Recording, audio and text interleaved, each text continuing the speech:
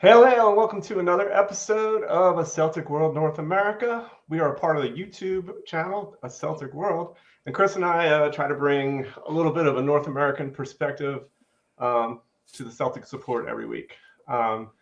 So a lot can change in a week. There's been 3 matches since our last show, 3 wins, including a European win away, which is rare for us these days, and another win away in one of our toughest places to win away in the league at Easter Road.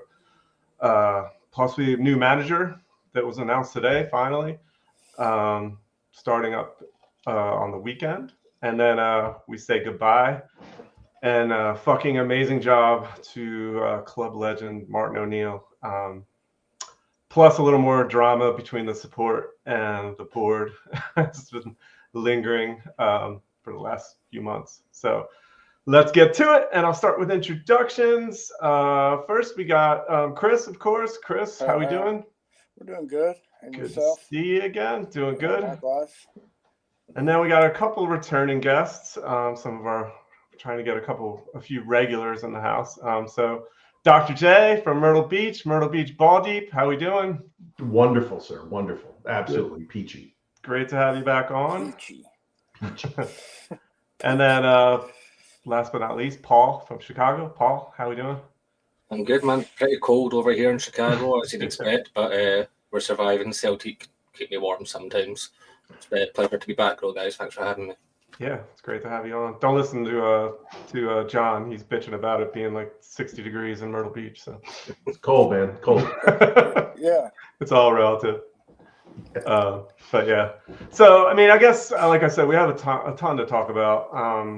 So just, I think since it's so fresh in our heads, I think we just want to kind of roll through the match today real quick. And, right before the match this afternoon, announcing Nancy as the new manager. I think it's odd timing probably to do it right before, but whatever. Celtic, that's just, I think, the way they roll. It's just can't get anything right, really. But let me put up the lineup real quick. And it was the same lineup as over the weekend. So, I mean, for me, no surprises. Jay, any surprises for you? No. I think he's found what works for him. I think, like we talked about a minute ago, I think that it's great, but it's like there's no width. There's like they're making runs now, but there's no one's getting beat on the outside right now, especially on the right side. Nothing. You're begging Yang to do all the work on the left side, which he's done a lot better. I'll give you that. It's totally fine. But man, there's no width on the right side. It's just slow as molasses going down the right side, and that's not a bad thing. I mean, listen, McCowan is doing his best, and that's great, but we have no one on the right side that you can put there. So, yeah, agreed. I'm not crazy about that, either McCowan or when he put Nygren out on the wing. I think they're both kind of that same guy who aren't going to bring width, and the goal is always to get back onto the left foot and back into the middle. But Chris, how about you? Any surprises? I mean, no. Yeah.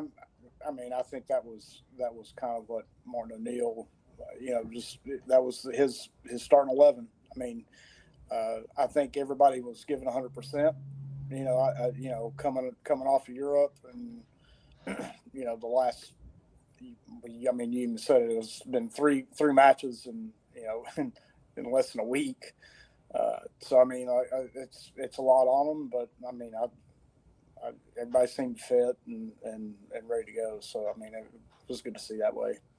Yeah, agreed. Paul, how about you? Yeah, kind of no surprises. Feels like I'm getting a little bit concerned at just how few of our signings from the summer are even getting a look into the team anymore. Like Sriracha was the only starter today that we signed in the summer. We spent a year trying to get Balikwisha in. He can't get a sniff. Even Tenete, he started well, but he's been figured out by the defenders now, so he can't get anything. So it's concern with the new manager coming in with his real focus on the wing play, the fact that we've got effectively a centre mid playing on the wing. It doing his best, but it's not good enough, to be honest. Yeah, and that's what I mean. Having McCowan, and I guess McCowan kind of been O'Neill's guy for the last few, but the fact that like Balakwisha and Tunekti, I know like they're both probably more comfortable playing on the other side, but just the fact that they can't, like they're more wing player options, and that they can't get in ahead of McCowan and Neger, and I think says a lot. But at the same time, I think now, like I said, with Nancy getting, signed on, like it's probably a fresh slate in a way, for a lot of those guys to, and he does seem like a guy who does more. And you, Paul, you might know more about him because I know you're a Chicago Fire fan and probably follow the MLS more than I know me and Chris, and I don't know if Dr. J does it all. And we can talk about that maybe later when we talk more about Nancy, but it seems like he values wing play. So maybe that bodes well for them to get a little more time in the future. So, but I guess in terms of, like we said, I think we were talking about it beforehand, before the show, but it was a similar vibe to the weekend match. I felt like we started off decent, but again, not in full control.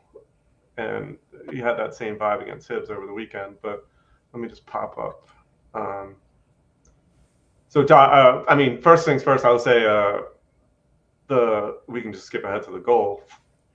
I thought Hatate was brilliant today, and that he kind of created that goal with that little zipping over the top ball to Yang. Yang didn't finish, and Dyson, and everybody said it, like, very brave, putting his head in like that to get the goal and selling out for the team. But is that our last two goals that our players have got injured scoring? Yeah, because it happened on Sunday as well. But just look at, like, I put the picture. he took a shot on that one, man. So I mean, good for him for sticking in there. But I wouldn't expect anything less from him. Like, I think that's his MO, and I think the MO of the squad, probably more so since Martin's taken over. Like, you know what, Sean, in that goal there, and in addition, the one that Engel scored on Sunday, there's a big difference between what was going on at the end of what Brendan was doing versus now. The biggest thing that I would yell at TVs, like looking at Brendan's team just before the end, there was just no motion. They're playing. It's like they're playing post-up basketball, which you would recognize as a referee yourself. It's like they just stand there and saying, give me the ball, and then we'll try and do something. That is not how they play, and it's useless to do that, especially if you've got any type of speed. If you put Maeda on the right and anyone else on the left, any one of the 9 left wingers that we have. But at that point in time, standing there doesn't do anything. But if you look at what's gone on, the last 3 goals we've scored have all been penetrating runs. It's almost as if now they're starting to do runs again. I'm not in training. I don't think anyone outside of the 30 people on the pitch at Lennoxtown could actually say, what's going on. But you could see the difference, and you could see that ability for the team basically to sell out and make the run has really, really changed, to the point where there was a point in time in which Donovan's on the right, and then he had Engels lining up, and then he had he had what's his face, McCowan on the right as well, and they were looking at each other going, who's going to make the run? And then eventually they ended up passing the ball back out, but they kept going off, and then he didn't do it, and they kept going off, and they didn't do it, and they kept rotating back and forth trying to get it done, and they didn't. I'll take that.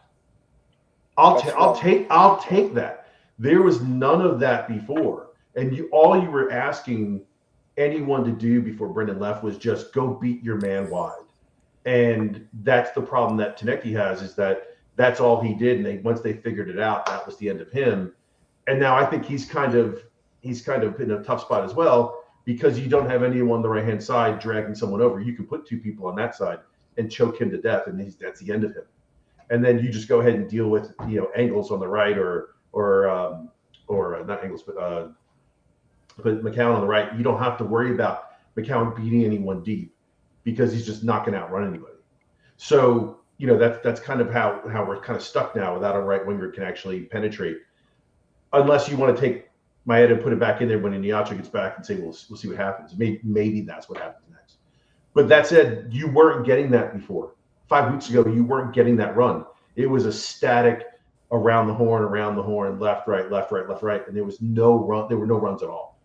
And it was interesting today to see that and have 2 or 3 different times in the first half. You saw, that was really good. That selling out for that, almost to the point where you heard Martin talk about this on Sunday on the goal we scored with Engels. Martin had said, "Listen, I don't mind the player overlapping, but I don't want him going to where Yang is. Don't go there. Let Yang win that ball. Do that ball. Go on the left. Leave that space open, because you already played that run. Leave that alone." Which means he's talking about going forward, and he's talking about people leaving space on it, as compared to just go beat your man. Like, just give Yang the ball at the midway line, let him go beat the man left. We've already put him in that spot, so let's go ahead and now let him abuse that speed. It's just totally different. It's amazing in 5 weeks. And I'm willing to bet you 5-1, 6-1, 5-1, right? 5-1 since Mark. Do you think over under 3.5 wins if Brendan stays? Yeah, that's a good question. We definitely lose a semi. I take the under. Yeah, I mean, the way we were playing. We lose a semi and we lose the European games, definitely. Yeah. And one of those type, the St. Mirren game, we don't get that last minute goal. Even like Hibs away, Easter Road. I mean, we struggled to get. Yeah, we didn't start any games with any urgency towards the end with Brendan, and that was a real concern, because the old Brendan teams would just come out, blow a team away, go 5 goals up, and sit back a little bit. But now, like this season, they were just kicking the ball about, getting to the end of their shift. It's like, we can all half-ass it and get to the end of our shift, but it was just getting pathetic. So it was nice that Martin could come in and light a fire under him. Don't know about you guys. I was completely against even any chat of him joining full time. He didn't want it, multiple different reasons. But it's been. I was 14 when Martin left the first time, and I was at his last game, the friendly against Ireland, which was a weird one, a weird testimonial of the Republic of Ireland. And it was like a nice goodbye, but because it'd been like Helicopter Sunday, the kind of boring Scottish Cup final a week after that, it just didn't feel right. So this feels like a proper goodbye for Martin. I'm really happy with how this went. I'm happy he's gone on. Now he can go enjoy his retirement now, I guess, or whatever. Or go back to talk sport. It was great having him back. Great seeing him in the touchline again. And it's just great that he was able to get a tune out of these players, because the big part we were all saying at the end of Brendan's time is that even the best manager couldn't get a game out of these players. Martin proved us wrong. Oh, correct. Yeah. And that's what I mean, that's a good comment from Sligo. But is that a reference to the cannibal thing in Glasgow? Did you hear about that? And I know for me, like when Martin came on, and I think I've been hearing Chris Sutton say it a lot, like he was more just worried about Martin, and because who knows what would happen. Like you said, like for all he could, I mean, he could have done a great job, and this team could have just not performed for him like they didn't for Brendan. And then he ends on losing a few more games in a row, and we're in a worse place than we were. And then I don't think the fans would have turned on him. I think they would have realized he was kind of put in a bad spot. But it's still, it's an amazing story how it all ended up working out. So I don't want to underestimate the ability for a Celtic supporter to go mental over a loss, because a draw makes them do that anyway. But I will say, I mean, Lenny came back, won every trophy, and then God forbid, the COVID year, and he had to take a hot minute away to go in and get some time away. Mm. Even though he didn't lose another trophy, he's part of that quadruple treble. Mm-hmm. Yeah. So I'm not saying they're the same. I'm just saying you coming back can definitely open up the ability for that. And I don't blame Sutton for saying that, because I understand what he was thinking, especially since he was part of Martin's legacy, and he didn't want to see that tarnished either. Oh yeah, I think he has a very big soft spot for Martin. So Believe that. Yeah, 100%. I think when he came back, Doc, you were talking about this, that he was bringing that kind of work ethic, that mentality of like, look, you've got to put in the time, you've got to make, this is all work, because the system only works when it works, right? Like everybody's has to be pulling their weight as a squad instead of whatever they're playing backwards. But the thing that I noticed the most was trying to go forward, because they're towards the end of Brendan's time, we weren't putting any pressure forward. It was all sideways, and it was like that for 6-7 matches, and it just got more dire and more dire and more dire. And when Martin O'Neill came back in, the first thing I noticed was that Casper was launching it across the halfway line, and we were really kind of going over the top and to your point, making those runs. And I think a lot of that, I think some credit out of this transition between Brendan Rodgers to Martin O'Neill to Wilfred Nancy, a lot of credit needs to be given to like Callum McGregor and Kieran Tierney and Casper Schmeichel, and those players that have been professionals long enough to know that that you have to maintain the ship. It's not just all on the manager. It has to be the man on the field that's kind of making those things, and that's a cohesion thing that you can't get just everywhere. And Callum McGregor's been a great captain for Celtic for numbers of years now. And I think having those experienced players that understood Martin O'Neill before, some of these other guys came in and understood like kind of what he's like really about and what he's, trying to get after him. That's what made us successful during this span of time. I think it is that there were always custodians of Celtic Football Club in the squad, that doesn't always come out just on the field, but just in the dressing room and the, hey man, everything's going to be okay. And we can work through this, and we can just listen to what, Martin O'Neill's saying, and everything's going to be okay. And I really think that a lot of credit needs to be given to the players just for hanging in there. I mean, it's got to be a tough situation, just like, like the Ole Miss. I mean, I'm not trying to bring college football into this, but like what happened at Ole Miss, those players at Ole Miss that lost their coach right before they're supposed to head to the playoffs, like I can't imagine how that feels to lose your manager mid-season in a run of good games and not having that, the manager, right? But Martin O'Neill has been fantastic for Celtic, and I'm glad that he came back. I'm glad that he got the send-off he did. You put it up just a minute ago about tears in your eyes at the end of the match.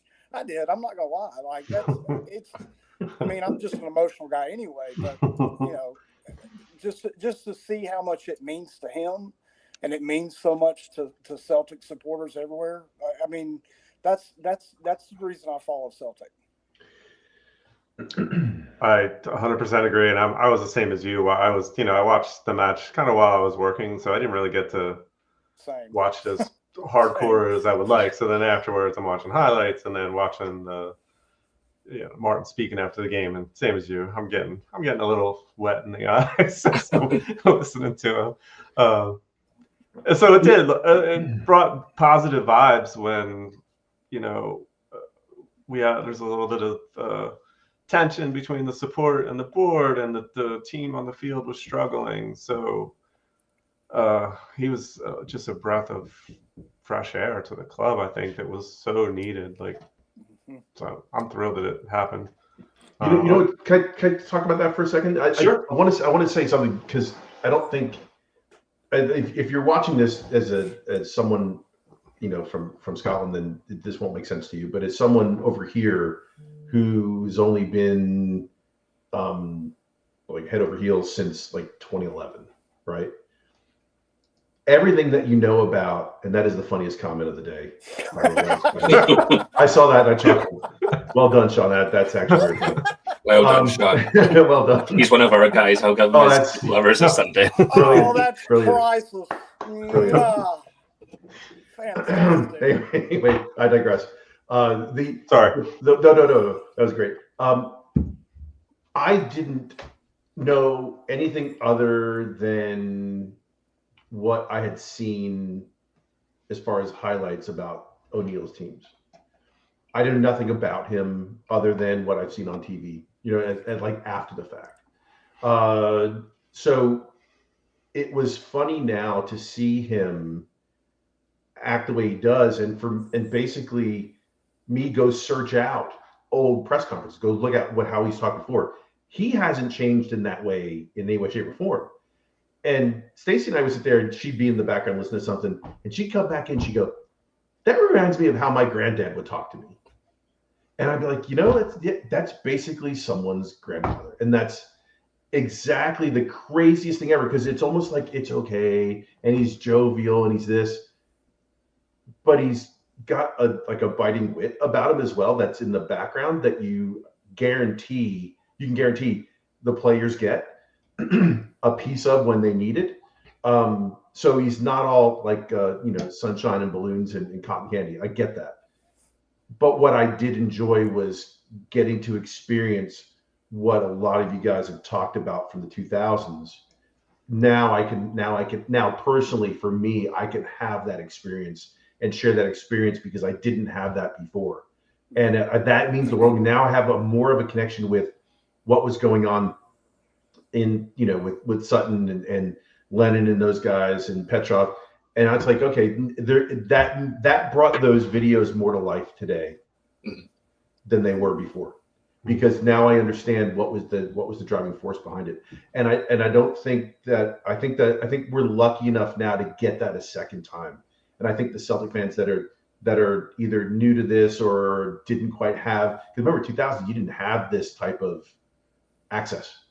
It was just highlights on Fox Soccer Plus, that kind of thing.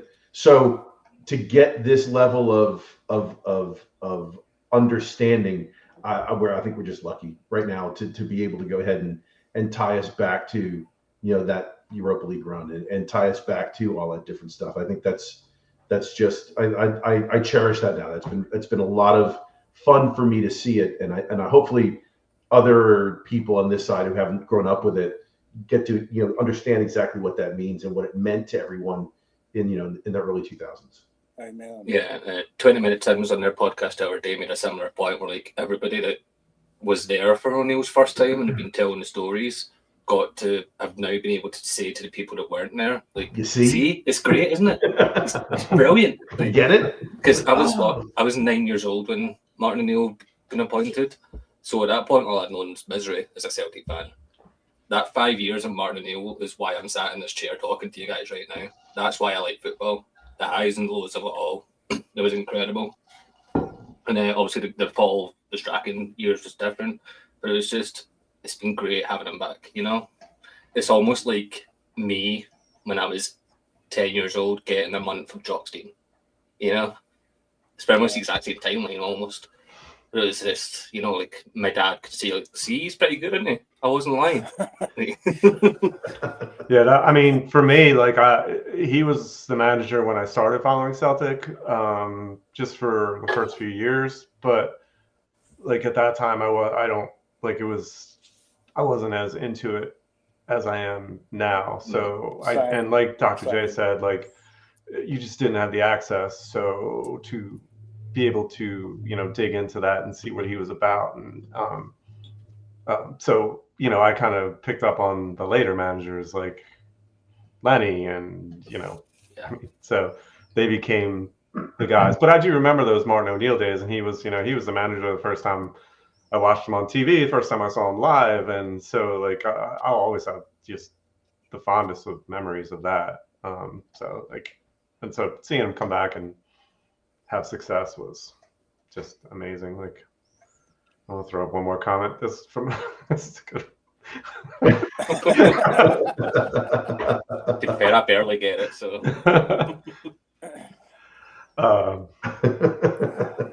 So I guess beyond that, I mean, just moving back to the match then today, like, then it became the kind of like the Hibs match over the weekend in the second half. And for stretches, and especially particularly at the end, I mean, you felt like Dundee was going to get a goal to equalize. But just in terms of, and going back to, I guess, Martin and the effect he's had, like, for me, like, Engels and Hatate have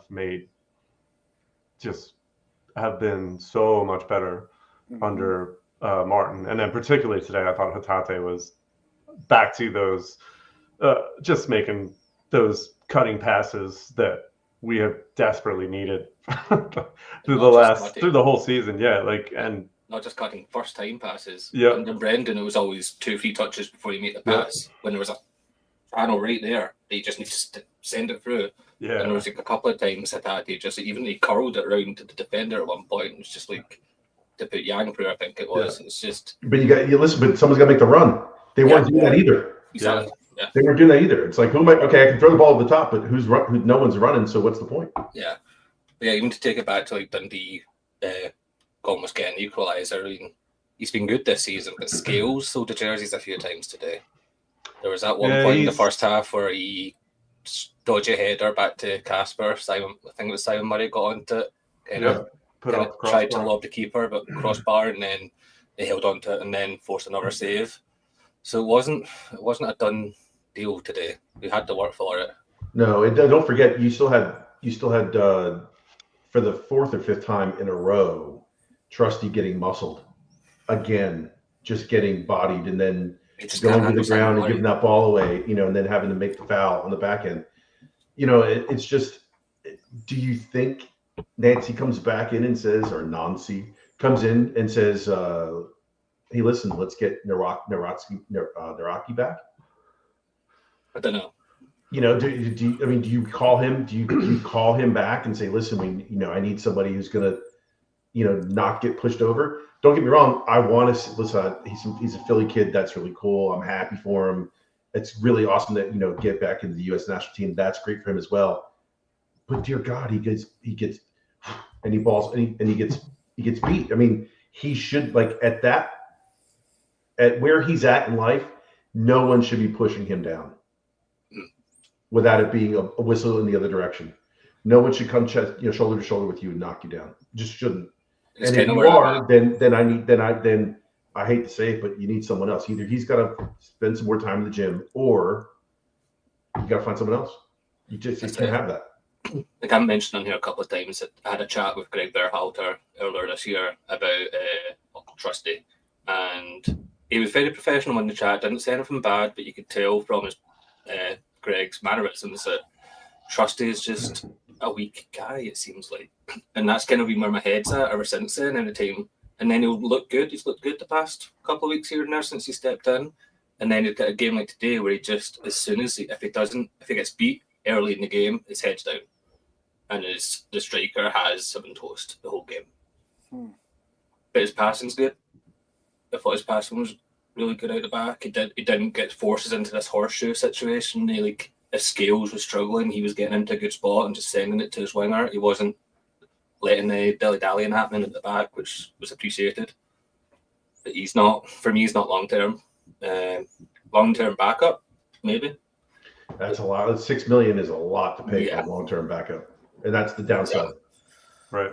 So unless you punt him, then I don't know what you can do. But you're just back to finding, as much as Carter Vickers, and we talked about this last time I was on the show with you guys. I told you Carter Vickers has a knee problem. I know for a fact he's had a knee problem, and he hasn't had surgery. He's tried to play through it, and now he's got his issue as well, which I'm sure biomechanically is tied to that to some extent. He's just played with it, and that said, you can't push him over. Yeah, you know what I mean.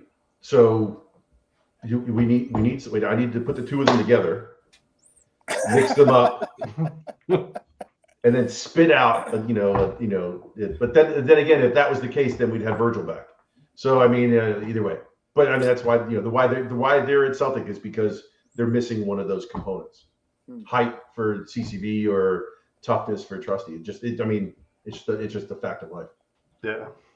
Well, I mean, and Paul, you might be able to speak to it more, like with seeing Nancy and MLS, but I mean, they're saying he's more like a 3 at the back kind of guy. Like, yeah. So, I mean, I don't know where that leaves us with,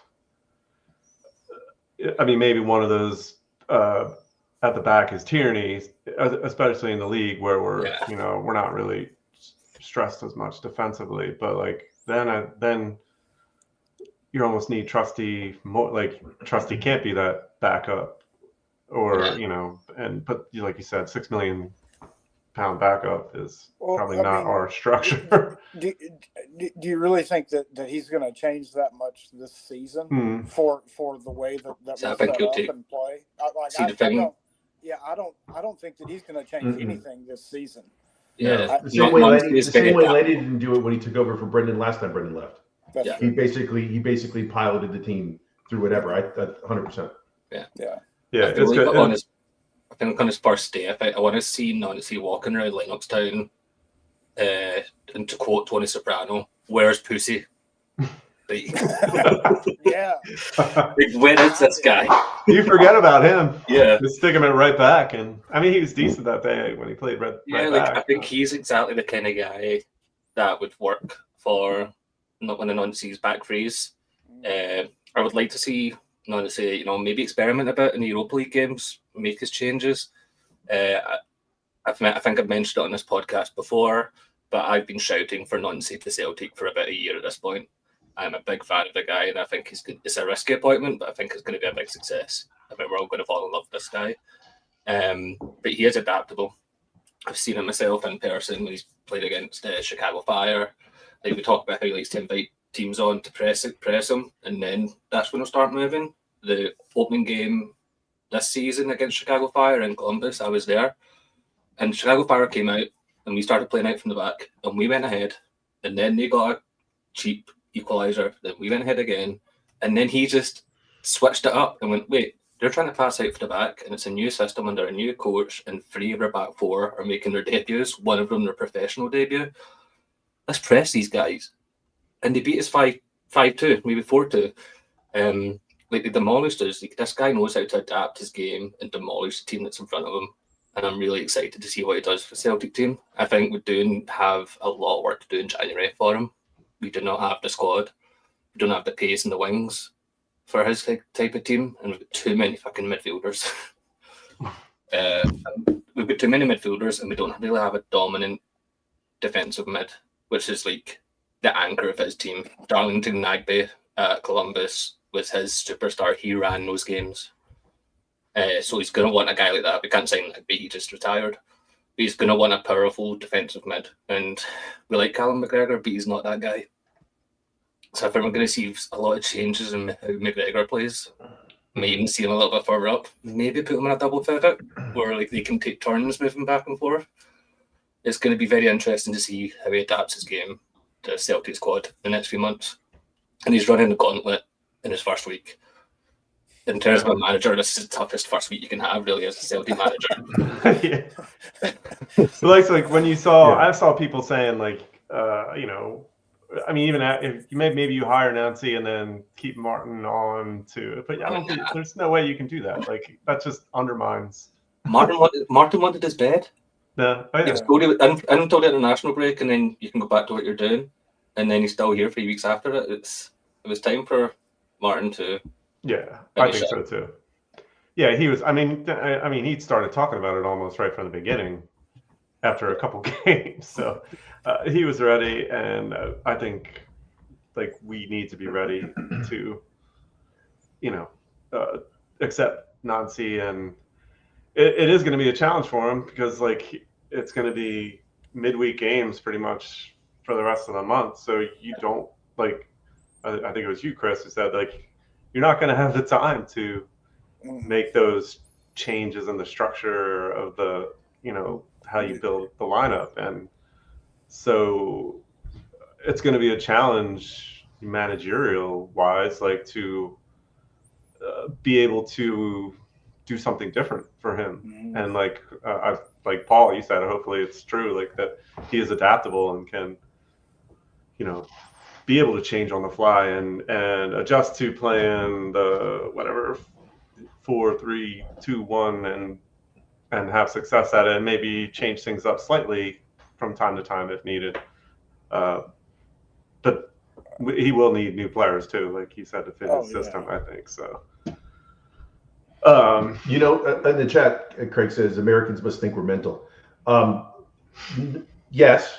As an American sports fan, as a Yankee fan who outspends everyone, I don't expect to win every year. I mean, I don't expect even though the Yankees outspend everybody. That said, who's this guy on Kevin Egan, the guy who's the MLS color guy for Apple TV? Apparently he's Irish. I watched his thing. He goes, "Oh, well, you're gonna love him." And Paul, to your credit, a lot of the stuff he talked about, you said as well. He goes, "You just gotta give him time." Yeah, I like that. Delete.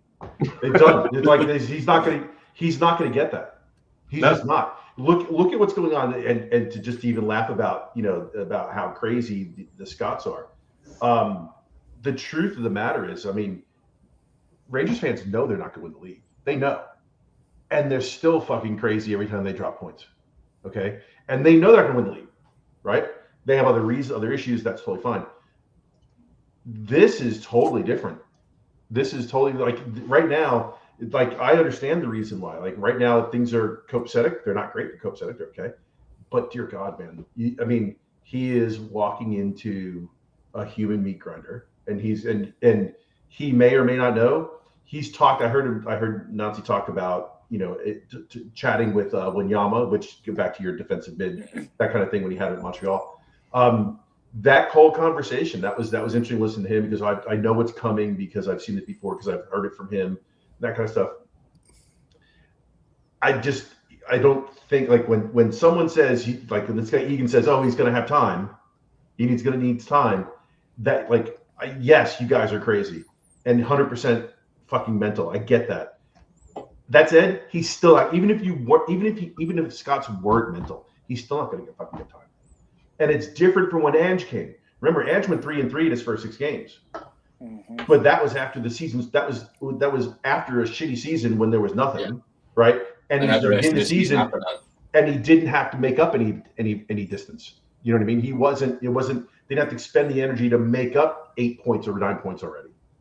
And this is totally different. This is like it is the beginning to get to the pointy end of the season where he needs to go ahead and start getting results. He can't wait to get results. Totally different. So, Mr. Egan, if you catch this, thanks for the insight on Nancy, but you're fucking wrong. You're just fucking wrong.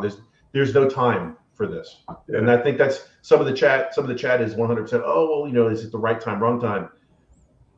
The right time would have been should have been sooner. It had to be done. We couldn't let this go any further. You have to prepare for what's coming in next. But man, it's a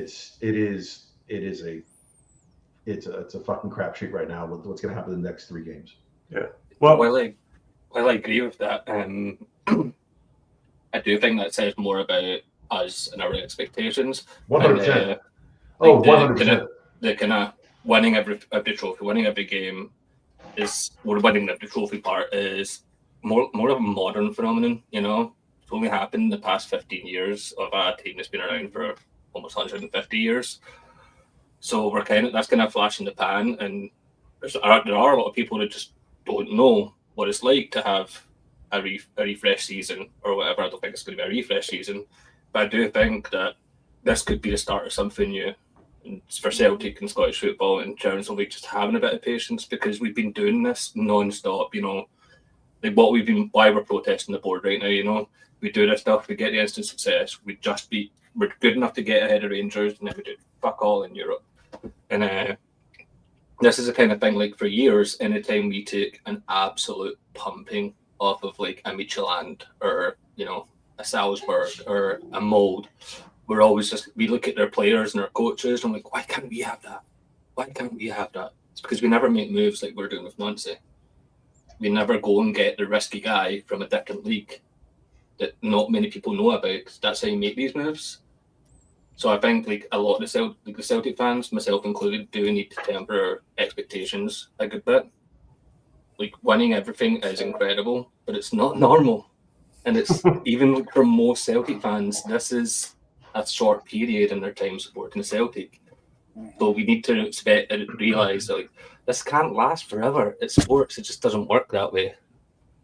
Like anything could happen, you know. And we've always been like we've been saying for years, like, a couple of bad windows and the rest of the league can catch up with us. And here we are, a couple of bad windows, the rest of the league can catch up with us. Now we've got an even playground. Okay, let's make the same risky appointment.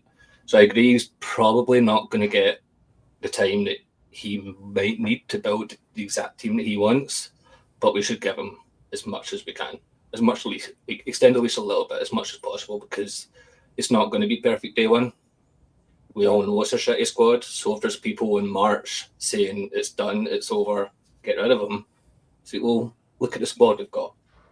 You know, we don't know who we're signing in January. It's going to take time, and he's a guy that's built really good teams that play really good football under a restrictive transfer process. And Columbus, if you look at their wage bill and stuff like that, they've never been the team to really outspend the rest of the league.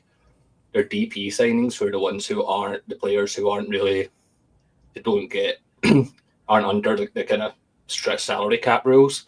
The teams can pretty much pay them whatever they want as long as they can afford it. There's a luxury tax on there. Even then, they've not went out and got a Messi or a Muller or a Schweinsteiger. They've got really good quality players from smaller teams who have instantly improved the team. And I think that kind of experience he's got there is why we should give him time, because it takes time to build teams doing that. Mm-hmm. I agree. I think the board may give him time.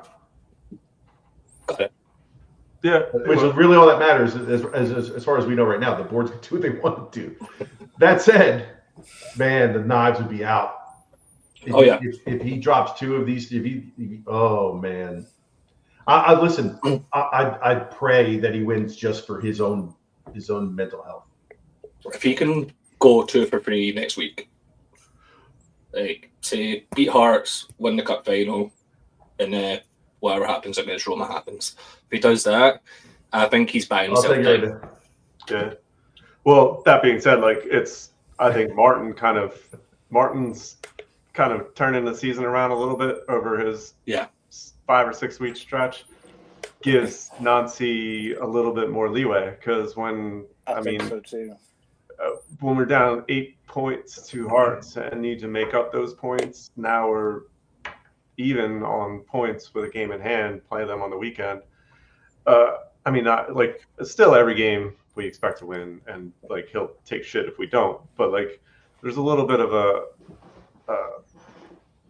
he's got a cushion now, not a big cushion, but a cushion to kind of be able to have those growing pains. And I don't know, so I hope, obviously we hope he just jumps right in and we just continue this winning streak that we've been on. But well, if you think about it like it's a vehicle, right? So like you're on top of a mountain and you just need a downshift. That's what you need to do. You just need a downshift. The vehicle is already in motion. You're already at cruising height, speed. Everything is perfect. You just need to and just floor it. And I think it's there in the squad. I mean, are we going to have a difficult future ahead of us? Absolutely. Is it going to be easy? Absolutely not. But I do I do think that there's a few tweaks that you can make, and you can just keep the ball rolling. And everything is built off of momentum anyway. As long as you got Big Mo on your side, you're good. So everything kind of builds from there. And this bridge between Rogers and Nancy with Martin O'Neill was flawless. Like years from now, we're going to talk about that transition and go, man, how good of a transition was that? Because we weren't losing sleep every night, worried about like, oh God, we're everything's going to fall apart.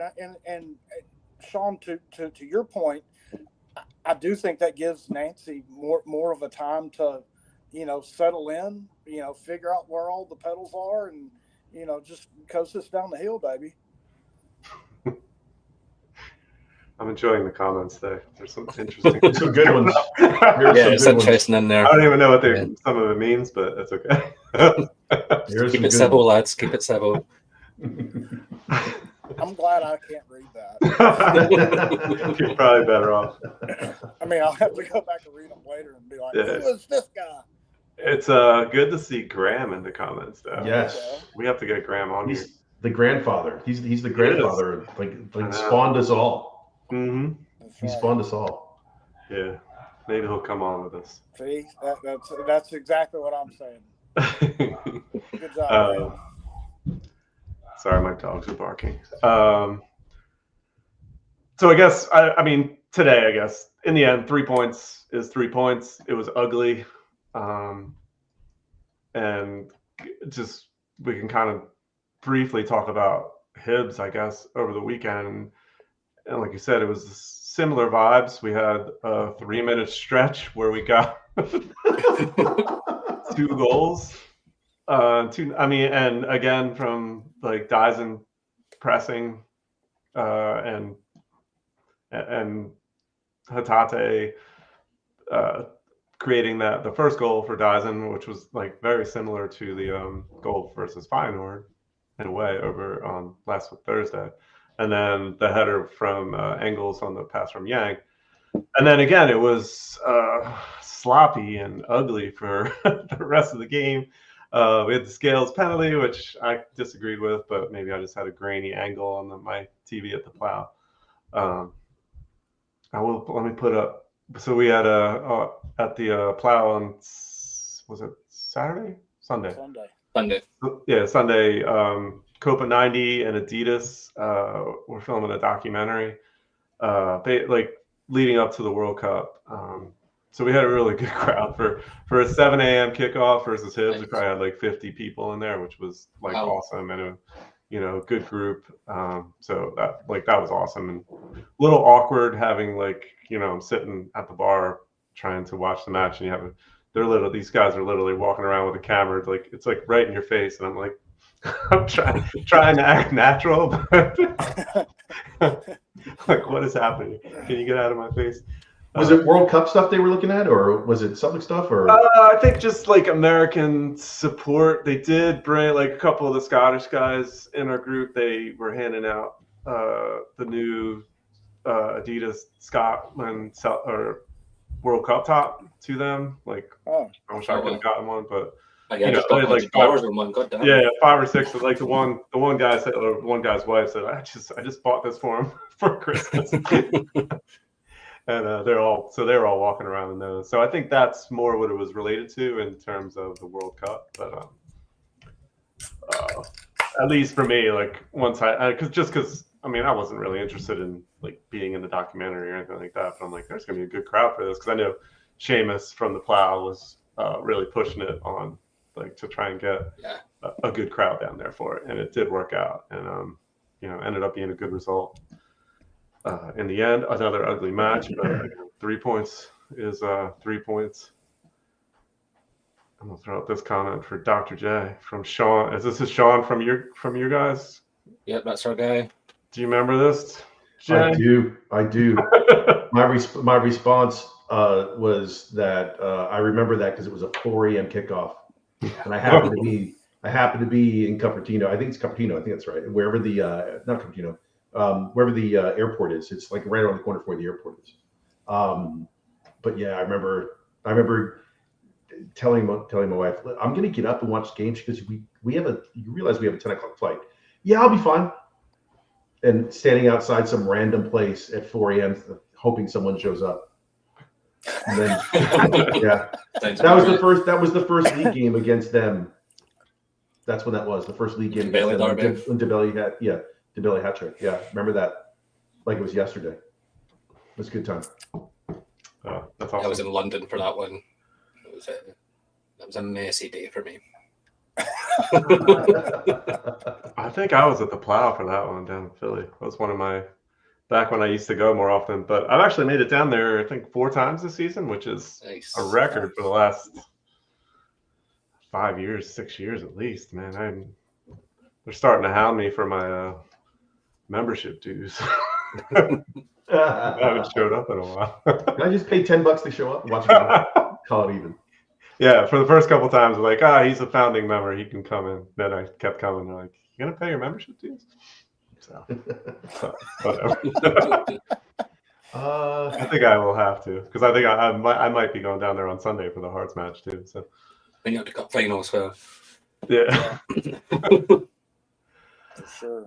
So I guess, and then I think a lot of the other shows on the channel have covered the, we briefly mentioned the Feyenoord, and we're just jumping, we're going backwards in the timeline, but a win away in Europe is massive, and again, that's Martin hopefully setting Nancy up. Like now, whereas Chris, you remember last week we were like, I don't even care about Europa League anymore. Yeah. I just want to put out a weak side so we're ready for the league, and now we're like, wow, we're back in contention to make the knockout stage, and everybody's back all in. So did you get a chance to watch last week, Chris? Oh yeah, I was there. I actually made the switch, and I got rid of Fubo and upgraded all my Hulu accounts and everything. So I've got Paramount Plus, and to watch a European game during the week, phenomenal. Thanksgiving Day, even better. That wasn't the best sports day ever. It was like football day. It was great. Yeah. Thanksgiving Day was fantastic for that. But yeah, just to be able to tune it in and go, that's it, man, I'm in. That's something I haven't had for a minute. So yeah, no, it was great. And anytime you can win away in Europe, take it. Take it all day, every day. It doesn't matter how pretty it is, whatever. You get that W, that's all that matters. So I loved it. A 3-1 win too. Not that it was super comfortable, but it was pretty comfortable, especially for us in Europe. So now you must admit, the first one in, you're like, right, of course. Here we go. Oh yeah, here we go. Oh. This is the first. Here we go again. Like, oh shit. I did not. I watched the first half at home, and then we go to my parents' house for Thanksgiving dinner. And I said it on last week. I'm like, I'm going to fight. Nobody in my family is a Celtic fan, let alone soccer fan. So I knew when I got there, the Lions-Packers game was going to be on. Yeah. And ended up, I'm like, I'm not even going to fight. So I literally watched on my phone, and that Negron's goal went in, and I jumped off the couch while everybody else was just sitting there quietly, because then nobody cares about the Lions Packers. So I don't know what. I probably should have at least checked. I don't even know if they had the access to Paramount Plus to be able to watch it, but just that was a good moment, because banging that in off the crossbar down in, I jumped right out of my seat, and both my boys were like, oh, what happened? They were all excited too. So nobody else really cared, but I've grown to accept that. Yeah, because the Lions Packers directly affected us. I didn't even ask about putting the game on the big TV. I just took my iPad and caught the second half, but then I kept getting distracted by helping out with stuff. So I just kept, every time I turned over, we'd scored. I was like, what's going on? But that was it's a great result. You look at the current form from Feyenoord, and they're going through a similar situation that we've been going through. Form hasn't been great. Our squad isn't quite settled. But, it was always going to be a banana skin where nobody was really confident about that game. So to come away with a dominant win, not even just like we didn't sneak it, we put them away. And it just felt good. For the first time in ages, we come out of a European game feeling nice. And definitely set something on. See, it shows him like, hey, this squad can do something here if you want to try. Yeah, I was beaming after that. Like because like we said, like me and Chris last week when we were talking, we had who do we have a lot? We had Bobby and Sean Finn on last week. Yeah, and there was no real excitement at all for that match from really any of us. I don't think it was more an afterthought from like, let's just get to the Hibs game and get 3 points there. Put out not that you can put out a super weak inside in Europe because you only have you kind of have a limited roster of players that you have selected. But I was, it sucked me right back to Europe. So now Roma next week, I'll be all in again. But that's just kind of what Europa League does, unfortunately. And Celtic's history in Europe the past 10 years or so, it's just you get up for it, and then you get a game. Then you watch from behind the couch. Yeah, and then it's just, oh man, no. Yeah. Like, I mean, like for me, it's always happened when like I've had people like we're all going to get together and watch the match, and it'd be like my buddy when we lived in Georgia. He's from Borussia Dortmund, or from Dortmund in Germany. And so we would watch Dortmund games, and then we'd watch the Celtic games, if we were in Champions League or whatever. And I remember going over there, and we had food and drinks, and we're doing this all up, and we've got it on the big screen and everything. And then we get blown out by like Barcelona 7-0. And it's like, man, it's just like, it's so deflating, and it creates a European like, whatever, that like, man, you get an away win in Europe, that like, you can't beat that. Like, that's something that I'm going to do in my lifetime, is I'm going to be in the away support for Celtic in Europe. I've got to do that, because those guys that were in Rotterdam, man, they were having a blast. Oh yeah, they took over. Absolutely, like they were having a blast. Well, if Nancy's any good, we'll just go to the final. There you go. See, I'm in. Yeah. I'm in. Just Let's do it.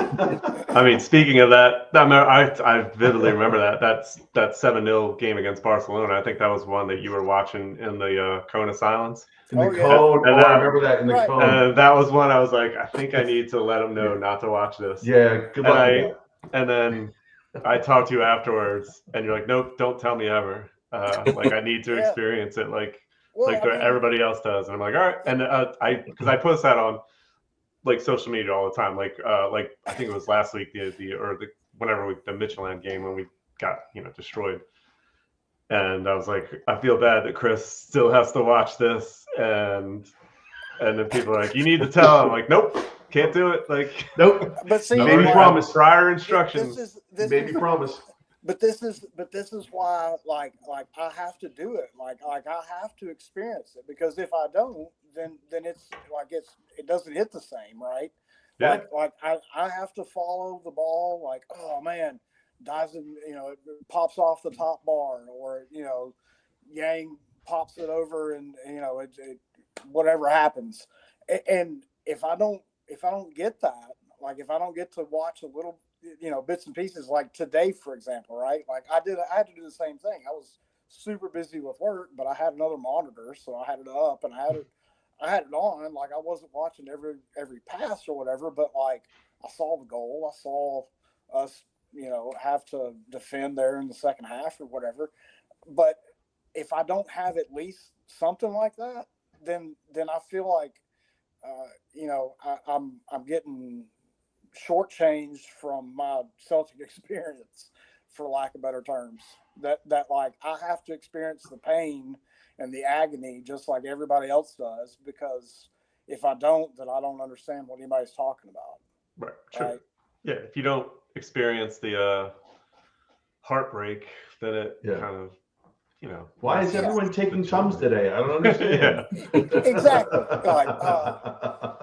But then, I mean, like, I guess that's the other good part of it is like when I do come out, I'm like, hey, boys, what's happening? You know, that was terrible, wasn't it? And everybody's like, oh, yeah, you just finished watching it, didn't you? Yeah. Hey, let's talk about Graham's comment real quick. I wish Pedro could replace could be replaced with Martin O'Neill. I've seen a lot of comments about you know, people asking Martin to stay and things like that. He should stay, things like that. If you were the manager coming in, would you want to see your last guy be offered a job to be around? Or would you want him to be totally gone? That's I think that's the question that we need to hash out there. See, I think that does pose a challenge. Yeah. Paul, go ahead. Sorry, no, I'm against it for like a different reason, and it's more so that we need someone in those kind of jobs that's going to modernise Celtic. Seriously modernise Celtic and be ahead of the curve. And Martin O'Neill's been on record talking about how much he hates about modern football. Yeah, so I just don't think he's the man to modernise Celtic. This past month or so was heaven. It was great, you know. But I think we're romanticising it a bit too much here, and I just don't think it's the right choice for Celtic. It would be nice, don't get me wrong. We'd all love to see Martin at Celtic Park every week, but I just don't think long term it would be the right choice. Mm-hmm.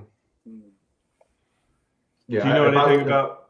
If I was manager, I wouldn't want him here. I would want him there just because, you know, I wouldn't want to have that thought of I'm like 2 results away from him then bringing this guy right back in. And he's around. You know, and not that he would, because he probably would. I don't see him as that kind of person.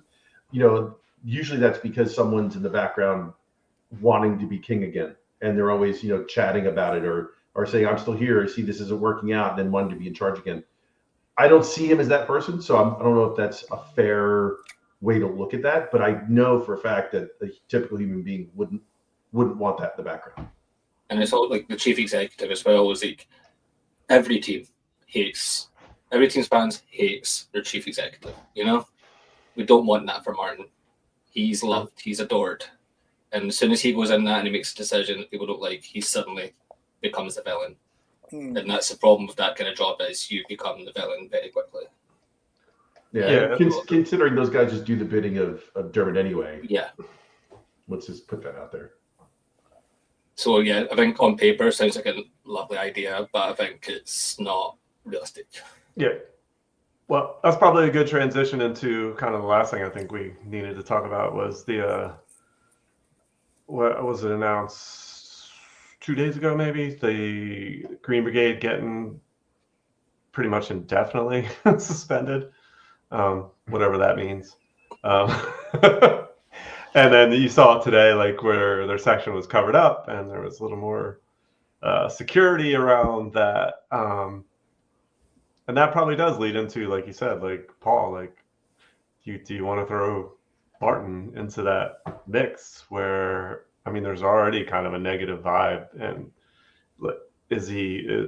I don't know if Martin can go in and change that. Like, would he even have the power? Like, going to what Dr. J said, it's all, and I think that's been our someone theme above him. Yeah, our theme over the last however many months we've been talking is Dermot Desmond is the guy, and he's going to, you know, be making those big decisions like that. So, I mean, I guess first things first, I'll go to Chris.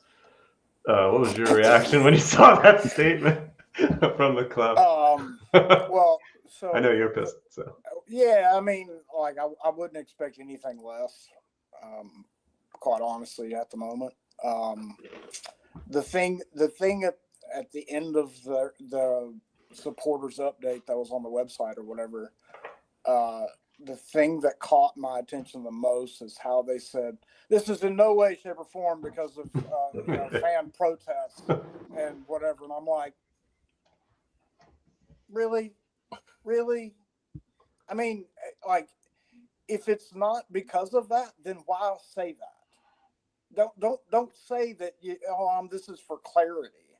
No, it's not. No, it's not. It's you put that in there because you are getting heat because of the decisions that are being made, right? And this is a separate issue, and it's a separate issue that is specific to like 4 people from all that I've read. It's like very small numbers of people, and the entire section is being kind of grouped into it. I'm not going to talk any specifics because I don't know. I'm not there. I can only read what I can read. But I will say this: if the fan collective is standing by the Green Brigade, then I will stand by the fan collective and the Green Brigade, because that's who I look for my Celtic. I don't go through the boardroom, not Michael Nicholson is never going to call my number and be like, "Hey man, what's up?" Like, but it really leaves a bad taste in your mouth when I don't think that all things are being told, if that's the right way to say it. I don't think full truths are out. I think that there's a lot of obscure things, and I just don't think that people really need to be involved with it that aren't involved with it. I agree. Yeah, and as Graham said, amen. Honey, HBB. Honey boo boo. Yeah, I agree. Honey boo boo. Honey boo boo. Honey boo boo chat. Like, I agree. Like, I stand with collective. I'm getting tired of this. Celtic looks a statement, and then the Green Brigade do a statement. It's like I've said like before. Like, if I'd known being a Celtic fan required this much reading, I wouldn't have bothered. It's just non-stop statements at this point. And I think the initial ban was built on shaky ground. You know, there was no real legal precedent. It was never going to stand. But like, see, if you're accused of a crime, whether you've done it or not, the first thing your lawyer will say is keep your head down and stay the fuck away. So that's why I'm kind of like, with them showing up to the games anyway, see, you're not really giving yourself a leg to stand on. Like, they were there, the Green Brigade were in there today with the boys, and then they showed up at the last game, which is what the statement the other day was about, because they kind of banned you and you showed up anyway. So we're banned you indefinitely, and then they showed up today. See, it's a bad idea, guys. It's a really bad idea. I don't get the decision behind it. Maybe they can explain it further, but really they're kind of giving the board a reason to give them a genuine ban with legal precedent, because you have been told not to come to the stadium when you came in anyway. Legally, they can take action on that. The previous one, where it was like, hey, they assaulted this person, we promise you that happened, just trust us, it happened, they definitely assaulted these people. Nobody believed that. But now if you look at it, you're just kind of like, well, you've kind of given them something now, you know? It was just a bad idea. Like, I like the Green Brigade, I enjoy a lot of what they've done, they've been great, but like that, showing up to the last 2 home games like that was just a bad idea. And I think it's going to really hurt them in the long term. That's a good point. And Sean, your boy there, kind of backs that up a little bit. Jay, what's your thought?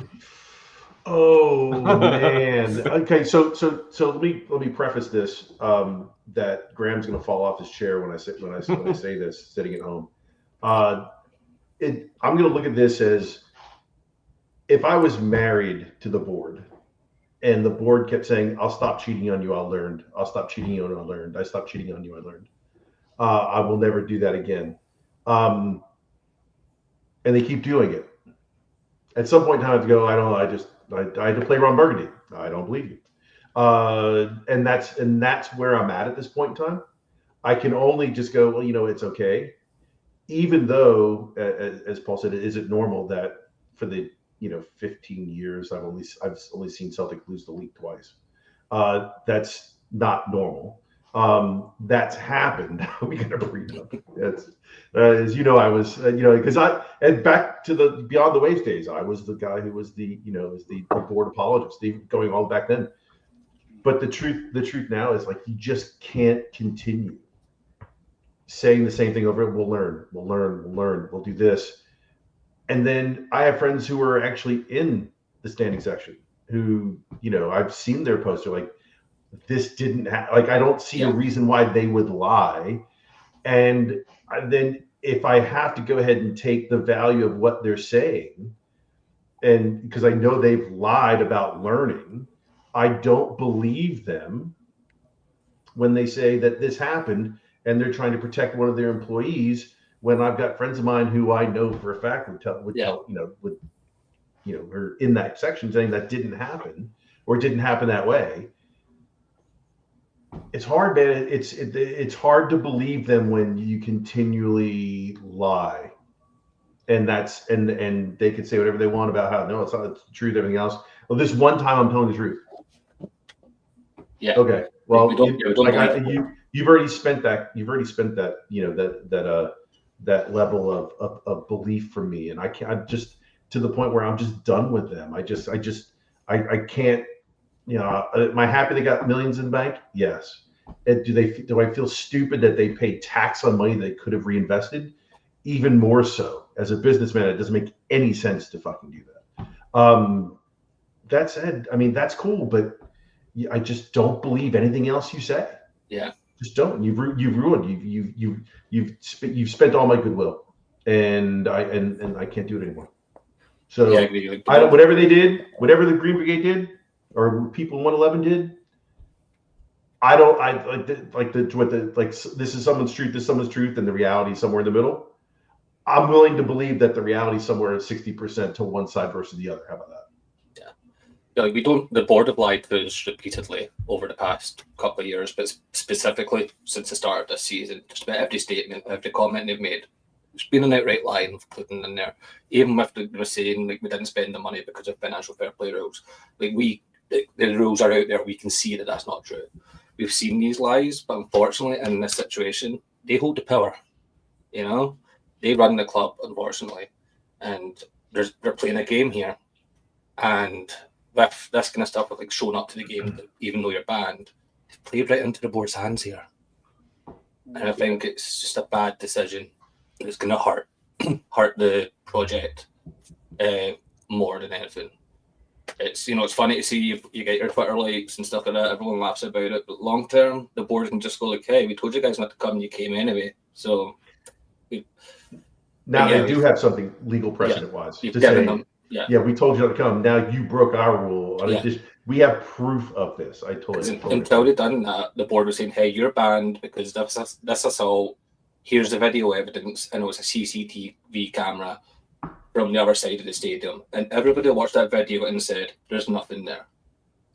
Right, so keep your head down, fight it. Showing up again, just say, "Okay, well, we knew you would do this," and you've done it. So there we go. There's an indefinite ban. Yeah, agree. And in the end, like you said, Paul, like, do we really? We're becoming statement FC, like the Huns were. And I don't want to be that either. And when we lose that voice and the support, like games like today and Hearts over the weekend, like it's noticeable a lot of times, the lack of noise and stuff. Like it just needs to get. I don't know, and I don't know how it happens. I feel like both sides are so dug in that. And Graham down there was just saying that unhinged statement from Desmond the night that Brendan left. That was just one of many insane statements that the board and Desmond have put out the past few months. Yeah. Like, anything they say now, we don't believe you. Right. We're not going to believe you. Sure. You've given us a million reasons not to believe you. Right. These are our guys now, pointing at the collective and the Green Brigade, and then you see them making bad decisions like they did, showing up to the games, and you're just like, well, fuck, nothing's going to change. Pardon Yeah. me for that, but No, you're right. And I mean, just take it back to the AGM, and we were talking about that last week. Oh, Like the Ross Desmond statement. oh, There's if So- I was in that meeting, I Wait, swear it would have been the so- hardest thing to not go up and punch him in the face. How dare you? I'm your elder. How dare you fucking talk to me like that? it's How dare you? But you send your son out. You're you're not majority shareholder, but you have the power, and you can't even show up to the I can't let AGM. something walk up. For as crazy as you fucking people say you are in Scotland, I can't believe no one got up and punched this guy in the face. That said, after everything happened, the board did get 99% of the vote. So I'm willing to bet you a lot of people there were like, yeah, he's exactly correct. Or is it the problem is the majority of the people there, their shares didn't add up to enough? Yeah, they're the 1%. Desmond has all the people in place, Yeah, like in his little scrotum. Just give him everything that he wants, and he just sits there. I mean, he puts nothing in the club, takes everything out of it, just likes bragging to his friends in his golf course, showing DJ Khaled videos, Celtic videos, and stuff like that on the golf course. And we're just sat here like, hey, can you just, okay, we're happy with beating Rangers. Like, obviously, we love that. Winning never gets boring. It's why we follow the sport. But can you push over ahead to the next level? And then when we ask you to do that, don't call us entitled. You're the billionaire. You're sitting there in billions of euros, and you call us entitled because the team that we spend all our money following can't take it to the next level. I was 13 the last time we won a knockout tie in Europe. I'm 34 this month. It's just ridiculous. They call us entitled for expecting a team to win a game. Yeah, I mean, at the moment, I feel like there is a almost disdain between the board / Dermot Desmond, probably more so Dermot Desmond, and the support, and large portions of the support, probably because I think a lot of people have, like Chris was saying earlier, there's a collective of, and tons of CSCs and the Celtic media have signed on to it, like that I think that statement at the AGM kind of showed it, like there's a just dislike for and that's hard to overcome. I don't know where the kind of olive branch comes from that fixes things. I don't know. I mean, if there's a silver lining, though, it's that through the collective and overall, I would say generally the Celtic support most of us, right? There's a lot more unity involved in people that would say, oh well, maybe the Green Brigade shouldn't do pyro, or whatever the little stuff was years and years ago about things would come up and somebody would be upset about the Green Brigade or whatever, and I just think that there's a lot more unity involved with it now, and that through that unity, through the collective, through as many CSCs and people that are there and are kind of in the know of what's going on, I think that's where you're going to really start seeing the change as far as the support goes. Because, I mean, let's face it, that's the only reason I'm there is because of the support, right? Like I'm part of that support, so in that fact that we're all unified in being against the PLC at the moment. So I think that's the silver lining is that I do think eventually it's going to be difficult, but I think eventually we'll get to some resolution that hopefully will be the right thing for the support and for Celtic in general. Chris, let me clarify that for my point. Let me clarify that. I'm not against the PLC. I'm against their actions. Their actions are what kill me, right? That's the whole point. Like, there's no reason to come back at me because you're saying I'm bullying. Like, for me to say XYZ about how I feel, about what your actions are, you took that job. The reason, like, I honestly believe the more money you make is equal to the amount of public attraction you're willing to accept. Okay. So you are now at the front on the dais, taking the money more than everyone else in the room. Okay, so take the abuse, not abuse. We'll use abuse for lack of a better term. Take it. I'm down with that. But do not come back and say, well, how dare you, critique and abuse or whatever. You took that money. Okay, you are that person, and I can't have that. And Graham's like, holy shit, I'm agreeing with but it holy shit. But you can't do that. You can't have that. You have to take that. You can't call it abuse. I mean, I don't see for a second anyone like you. I mean, Dirk Burrichter took worse grief than these motherfuckers. Who's calling for abuse though? Like, No, I'm not Ross abuse, saying like, the kid. I'm saying fuck the boy. The kid who's I'm not calling afford for wearing a club tie because his dad owns the club. That motherfucker. Okay. Oh, Give me okay, that bullshit. I didn't even get to that yet. But I'm not disagreeing with you about that. Like, Oh no. I'm saying the board complaining or Ross Ross Desmond complaining. They don't give a shit what I think. I don't give a shit what they think. Fuck them. I know. That's the thing we were just talking about, like when we're talking about Martin O'Neill taking Lawwell's job. It's like your job is to be the bad guy, so don't be surprised when you get treated like the bad guy. Yeah. It's like you, and also like we've told you as your customers what we want, and you've said, "Shut the fuck up! I'm not doing that." Wait, whoa! Why don't you like me? It's like you've made your bed, now eat it, buddy. Well. Yeah.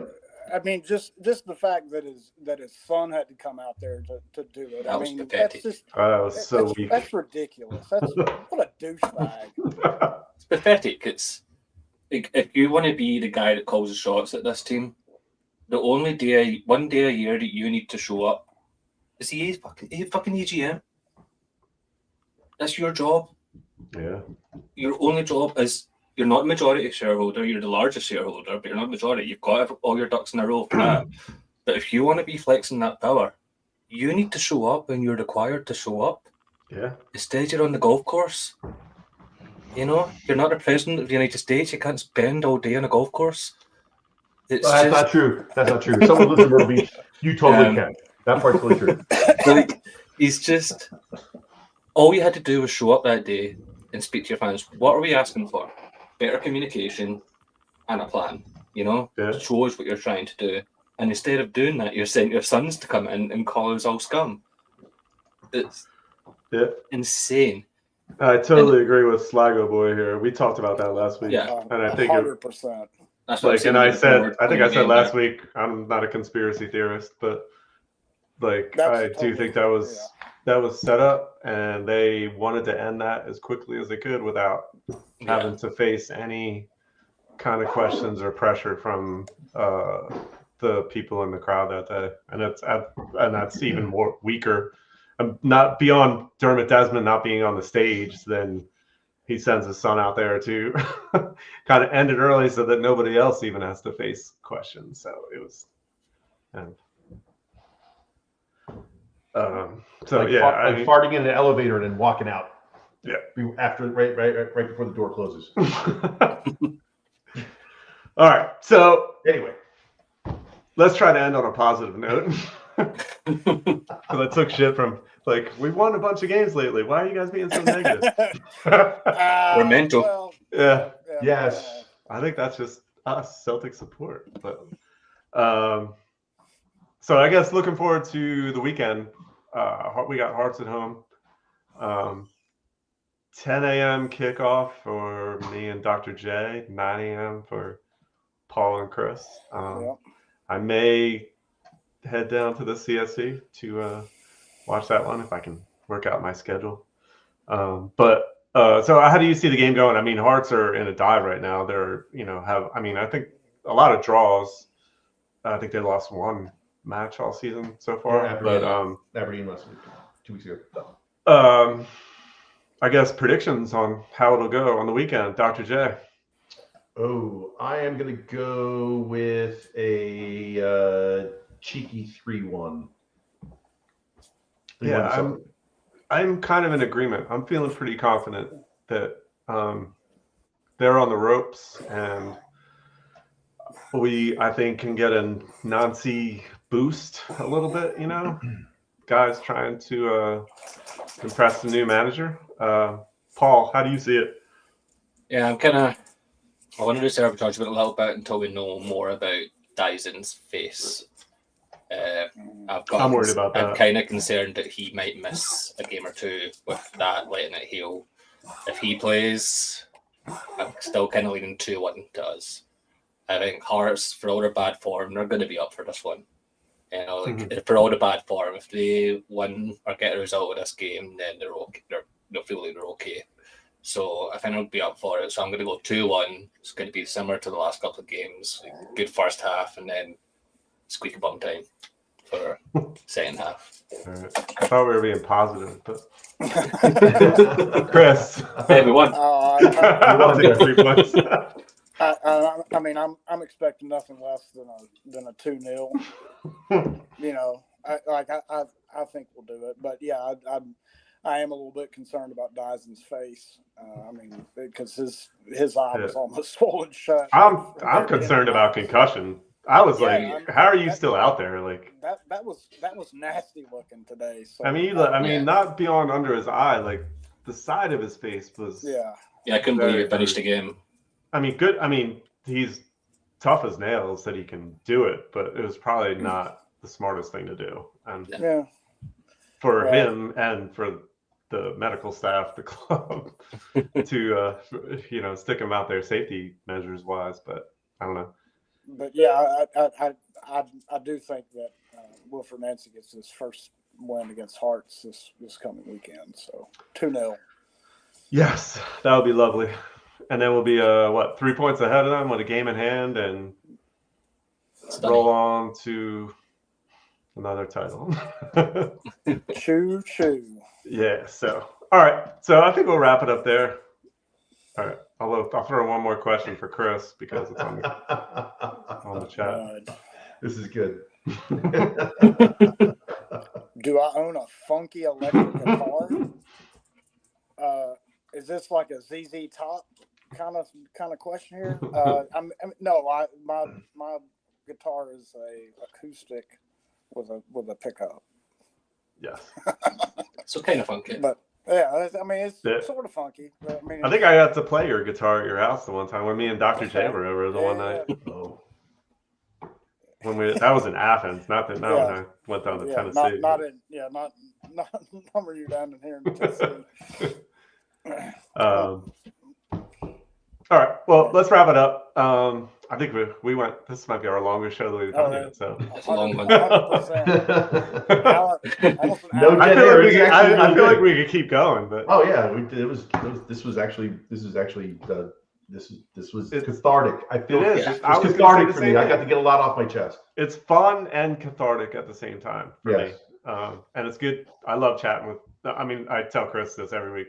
It's almost my favorite hour and to be on my favorite night of the week is Wednesday night, and that's bizarre, but I love getting to chat with guys like you every week. So long may it continue, and we'll be back next week.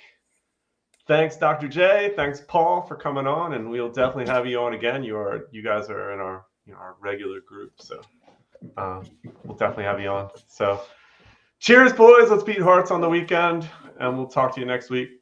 I'll talk to you, Chris. Cheers.